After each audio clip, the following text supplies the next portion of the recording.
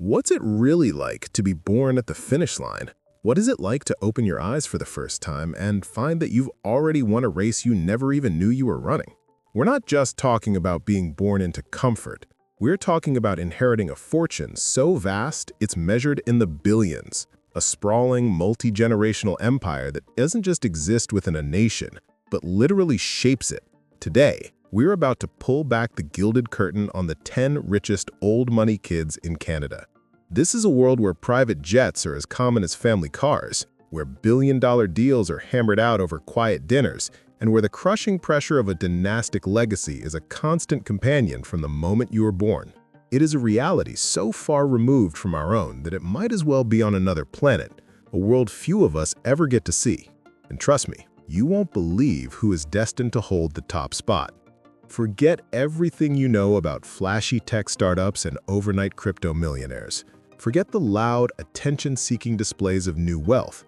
Today, we're delving into something far older, far quieter, and infinitely more powerful.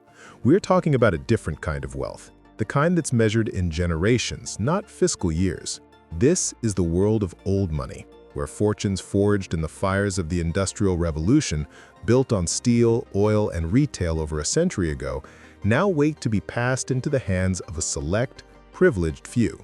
These are the children and grandchildren of Canada's greatest industrial titans. They are the young heirs to the legendary entrepreneurs who built the very foundations of the Canadian economy. They live in a universe of almost unbelievable privilege, a gilded cage where every desire can be met. But this inheritance is a double-edged sword. It comes with a set of crushing expectations. One day, their decisions, made in quiet boardrooms far from public view, could affect thousands of jobs, steer national conversations, and define the future of entire industries.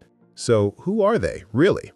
Beyond the billion-dollar valuations and the famous family names, what are they set to control? And how are they being prepared for the immense weight of a dynasty that will one day rest squarely on their shoulders? Let's find out. Number 10. The Fidani heir. Kicking off our list at number 10 is a young heir whose family name is synonymous with the very ground Canada's biggest businesses stand on, the next in line for the Fidani fortune. While the family's exact net worth is a closely guarded secret, a hallmark of the truly wealthy, this child is the undisputed future king of Canadian industrial real estate, set to inherit a multi-billion-dollar empire. You may not know the family name, and you will almost never see their faces, but if you live in Canada, you have absolutely encountered their empire. The Fidani fortune is a classic story of how dynastic wealth is built, and this heir represents the fourth generation. It didn't start with a silver spoon. It started with sawdust and ambition. Back in 1948, the heir's great-grandfather, a carpenter who had immigrated to Canada, founded a small, humble construction company. But it was the heir's grandfather, Ori, who had the vision. Ori transformed that company into a real estate powerhouse. He had the foresight to buy up huge tracts of industrial land, especially around a sleepy but growing Toronto Pearson Airport, long before anyone else understood its strategic value. When the heir's father, Carlo Fidani, took over the family business in 2000, now called the Orlando Corporation, he put the legacy into overdrive. Today, Orlando Corporation is one of the largest privately owned industrial landlords in the entire country, managing a portfolio reported to be over 40 million square feet of space. Their client list is a who's who of corporate giants, including Best Buy, Kraft Heinz, and Labatt. For this young heir, the immense fortune is currently held in trust, managed by a team of stewards. Their life is one of preparation, learning to one day oversee a fortune built, quite literally, on the solid ground of the Canadian landscape itself. Number 9. The McCain heirs. At number 9, we have the children who sit at the very center of a family saga so dramatic, so rife with conflict and betrayal, it could be its own prestige television show. All the while, their family controls what millions of Canadians put on their dinner tables every single night. These are the young heirs of the McCain dynasty. While their branch of the family, led by their grandfather Michael McCain, has a net worth around $1.5 billion, they are key players in the much larger and much more complicated McCain clan, worth a combined $13 billion. The McCain story is the stuff of Canadian business legend. It began in 1957 when four brothers in Florenceville, New Brunswick, founded McCain Foods with one brilliantly simple idea. the frozen French fry. That humble product launched a global empire, and today it's estimated that McCain Foods produces 1 out of every 4 French fries eaten on the entire planet. But the family's united front was about to shatter. In the 1990s, a monumental feud erupted between the heirs' great-uncle Harrison and their grandfather Wallace. The cause? The classic dynastic dilemma: succession. The brutal legal battle ripped the family and the company in two. In the end, Wallace and his son Michael McCain left McCain Foods, but in a bold power move, they acquired a controlling stake in another Canadian food giant, Maple Leaf Foods, in 1995. Michael was installed as CEO, effectively creating a rival empire. For his young heirs, this history isn't just a story, it's the complex world they are born into. Theirs is a powerful lesson that sometimes the greatest legacies are not simply inherited, they're forged in the fires of division, and it will be their generation's challenge to navigate it. Number 8. The Lalji family heirs. Our 8th spot belongs to the children of a family whose story isn't about colonial land grants or fortunes passed down from the 19th century. Theirs is a story of incredible resilience, a modern dynasty born from catastrophe. These are the young heirs of the Lalji family, whose parents turned the trauma of displacement into a real estate and hospitality empire now worth nearly $5 billion. The dynasty is led today by 3 brothers, Amin Mohammed, Manzoor, and Shiraz Lalji. Their journey is one of the most dramatic in all of Canadian business. In the 1970s, the Lalji family, who had built a prosperous life in Uganda, were violently expelled from the country by the brutal dictator Amin Ad. Stripped of their assets, they arrived in Vancouver as refugees, forced to start their lives completely over with nothing. With incredible entrepreneurial drive, they founded a company called Larco Investments. As Vancouver began its transformation into a global metropolis, their portfolio exploded. They now own landmark properties that define the Vancouver landscape, like the iconic Park Royal Shopping Center and a collection of luxury hotels. But their masterstroke came in 2007. They paid the Canadian government $1.4 billion for a massive portfolio of federal office buildings, including the one housing the Prime Minister's office, and then leased them back to the government on a secure 25-year term. For these Lalji heirs, born into staggering wealth, this history is a powerful reminder that old money isn't always old, and dynasties can be built in a single generation through sheer, unstoppable determination. Number 7. The Desmarais family heirs. At number 7, we encounter the children of a family that perfectly embodies the fusion of vast wealth with incredible, behind-the-scenes political clout, the youngest heirs to the Desmarais fortune. Representing the 4th generation, these children are in line to one day control a sprawling financial services empire through the aptly named Power Corporation of Canada, with a family net worth estimated at nearly $13 billion. The dynasty's architect, their great-grandfather, Paul Desmarais Sr., was a builder of epic proportions. His story began in the 1950s when he bought a nearly bankrupt bus company for just $1. Through brilliant acquisitions, he leveraged that single dollar into Power Corporation, a behemoth in insurance and asset management. His 2 sons, Paul Jr. and Andre, were groomed to take over, becoming co-CEOs in 1996. But the Desmarais power isn't just financial, it's deeply political. The connection was cemented when their uncle, Andre, married France Chrétien, the daughter of former Canadian Prime Minister Jean Chrétien. Now, the 3rd generation, their fathers Paul Desmarais III and Olivier Desmarais, are steering the firm into the future by making a massive bet on the world of fintech, acquiring a major stake in the popular investment platform Wealthsimple. It's a profoundly savvy adaptation. For the young heirs of the 4th generation, this ensures the Desmarais dynasty will stay at the absolute forefront of wealth and influence, a legacy for them to inherit that seamlessly combines old money power, political influence, and a sharp eye for the future. Number 6. The Irving family heirs. At number 6, we entered the realm of a dynasty so powerful in its home province that it's often described as a modern-day feudal state.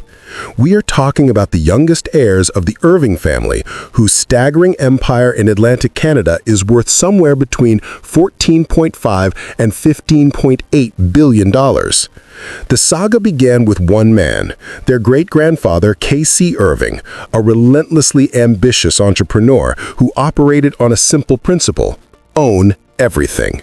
He mastered vertical integration. If he sold gasoline, he needed to own the refinery, the ships to carry the oil, and the shipyard to build the ships. This created a web of over 250 companies touching nearly every aspect of life in New Brunswick. After his death, the empire was split between his three sons. For decades, this concentrated wealth translated into unmatched regional control. It's often estimated that 1 in every 12 jobs in New Brunswick is linked to an Irving-owned company. For years, they also owned nearly every major English-language newspaper in the province, giving them a monumental influence over public debate. With the recent passing of the second generation in 2024, the current cohort of heirs now faces the task of steering this colossal ship. For the children of this generation, who are notoriously and obsessively private, they are not just rich, they are the future custodians of a regional economic kingdom. Number 5. The Rogers heirs. If you've been looking for a real-life Canadian version of the hit HBO show Succession, look no further. Coming in at number 5 are the young children of Edward Rogers III, the future heirs to the family's $12.5 billion telecommunications and media empire. The Rogers dynasty was built by one of Canada's most iconic entrepreneurs, Ted Rogers. He turned a single radio station into a corporate giant. Today, Rogers is the country's largest wireless provider and a major player in media, owning assets like the Toronto Blue Jays and a huge stake in the company that owns the Toronto Maple Leafs and Raptors. Before his death, Ted Rogers created the Rogers Control Trust, a legal fortress designed to keep 97.5% of voting shares firmly in family hands. As Ted's only son, Edward was the presumed heir, but his path was anything but smooth. A few years ago, a massive Shakespearean power struggle erupted, pitting Edward against his own mother and sisters. The fight was public and vicious, but after a dramatic court battle, Edward emerged as the undisputed leader. For his young children, this wasn't just a business story, it was a war their father fought to secure their birthright. Their future now involves inheriting a company central to how Canadians communicate, with their control already guaranteed by the trust their grandfather built. Number 4. The Saputo family heirs. At number 4, we have the heirs to a fortune built not on oil or media, but on milk and cheese. The Saputo family, with its 4th generation of young children now in line, controls a global dairy empire worth an estimated $5 billion. The Saputo story is the quintessential immigrant dream. In 1954, their great-grandfather, Lino Saputo Sr., arrived in Montreal with just $500 and a bicycle for deliveries. He and his family started a small cheese-making business, and from that humble seed grew one of the world's largest dairy processors. Through decades of savvy acquisitions, Lino Saputo Sr. transformed the family business into a multinational corporation, expanding across Canada, into the United States, and then to Australia and the United Kingdom. The mantle was passed to the 3rd generation, with Lino Saputo Jr. taking over as CEO and now serving as chair. For the young children of this generation, the story of the bicycle and the $500 is family folklore, a grounding tale as they grow up surrounded by immense wealth. Their family name proudly adorns the Saputo Stadium in Montreal, home to the CF Montreal soccer team, a constant public reminder of the empire that awaits them. Number 3. The Weston heirs. Our number 3 spot goes to the children with arguably the most public and scrutinized last name in all of Canada. They are the young heirs whose family name is plastered on the grocery stores where millions of us shop every week, the 5th generation children of the Weston family. Their family's fortune, built on the colossal Weston retail empire, is estimated at over $20 billion. The Weston fortune is one of Canada's oldest, dating to the late 1800s when George Weston opened a small bakery in Toronto. His descendants methodically built a retail and food empire, making Loblaws the undisputed king of Canadian grocery and creating iconic brands like President's Choice. The children's father, Galen Weston Jr., was groomed for the top job from birth. He became the highly visible chairman and frontman for Loblaws, even starring in its commercials. But being this visible means you are also a lightning rod for public anger. The family has been at the center of major controversies, including a massive bread price-fixing scandal and outrage over a pay cut for frontline workers. For the young Weston heirs, this is the environment they are born into. It's a harsh reminder of the intense public scrutiny that comes with a name tied to the daily lives of an entire country. They're being prepared not just to steward a 150-year-old fortune, but to navigate the often unforgiving court of public opinion. Number 2. The other Thompson heirs. Before we unveil our number 1, we have to grapple with the sheer, mind-bending scale of Canada's wealthiest family. The Thompson family is so fantastically rich that the other young heirs, the children of the patriarch's siblings and cousins, are set to be billionaires many times over, all on their own. Collectively, these children represent tens of billions of dollars, making them our number 2 entry. It's a level of wealth so vast it spills over, creating separate constellations of billionaire children all orbiting the same family's sun. The Thompson Empire was built on media by Roy Thomson and cemented with Thomson Reuters, a cornerstone of the world's financial and legal information systems. The family's control is locked down through a private holding company, Woodbridge, which acts as the family's command center. Woodbridge owns a controlling stake in Thomson Reuters, plus major investments in other Canadian giants like Bell Canada and the Globe and Mail newspaper. The children of David Thompson's siblings, Peter and Taylor, are major players in this universe. Their cousins, the children of Sherry Brideson, recognized as Canada's richest woman with a personal net worth over $16 billion, are also in line for staggering wealth. And yet, like the rest of the family, they are being raised in an environment that is notoriously, almost obsessively private. Together, these young heirs represent the sophisticated architecture of permanent wealth. This isn't just a pile of money waiting for them, it's a multi-headed hydra of quiet, unimaginable, and enduring power. And number 1, the Thompson heir. And finally, at the number 1 spot, we find the undisputed future king of Canadian old money. He's the child of the nation's wealthiest patriarch, a boy being raised in a family so intensely private it makes other billionaires look like they're begging for the spotlight. He is the young son of David Thompson, the 3rd Baron of Fleet, and he is the heir to the largest fortune in Canada, with his father's personal net worth consistently estimated at over $60 billion. This child sits at the absolute peak of the Thompson family's media and information empire. His father, as chairman of Thomson Reuters, oversees the company that provides the mission-critical data powering the world's financial markets. They don't just report on the news, they provide the infrastructure for global commerce. The heir's father inherited his title, yes, he is a literal baron, and his position from his own father, Kenneth, representing the 3rd generation of leadership. The family's power is consolidated through their private holding company, Woodbridge. The structure is key. It means they don't just own businesses, they own the very channels through which the nation gets its news and financial information. This is the quiet, almost invisible, and structural influence this young heir is born into. His father almost never gives interviews. One of the only times he makes headlines is for high-stakes art auctions. For a family that can buy almost any company, the only things left to acquire are priceless masterpieces. This young heir represents the absolute pinnacle of old money in Canada. He is the quiet, almost invisible heir to a dynastic legacy, a child who will one day wield a level of power that few can even comprehend. So, there you have it.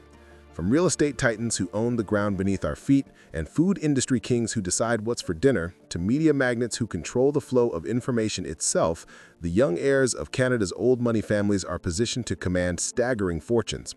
Their stories are a complex tapestry of fierce ambition, Shakespearean family drama, strategic genius, and the relentless pressure of being born with a dynastic name.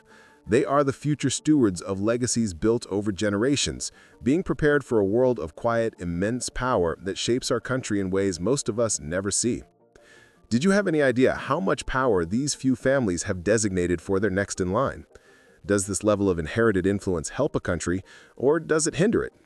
What do you think? We want to hear from you in the comments below. Which of these dynasties fascinates you the most?